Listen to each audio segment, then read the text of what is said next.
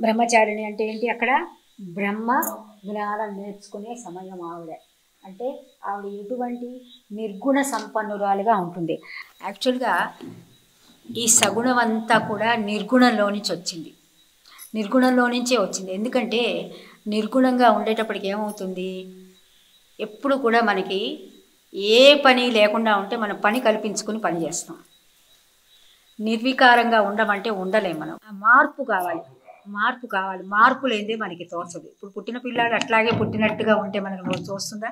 వాడు పెరగకపోయినా, పాకాడకపోయినా, నడవకపోయినా, మాట్లాడకపోయినా ప్రతిదానికి వరీనే మనకి. సో ప్రతిదీ మనకి క్షణక్షణం ఒక మార్పు ఉంటే కానీ మనకి నచ్చదు.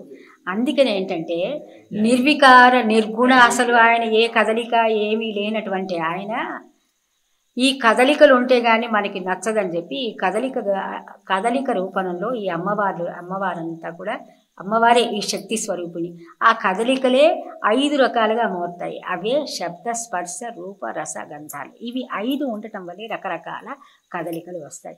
ఈ శబ్ద, స్పర్శ, రూప, రస, గంధాలు కూడా ఇవి ఆకాశము, వాయువు, జలము, అగ్ని, పృథివీ, అగ్ని వీటి యొక్క ఉంటుంది. పృథివీ ఉంటే గంధం ఉంటుంది.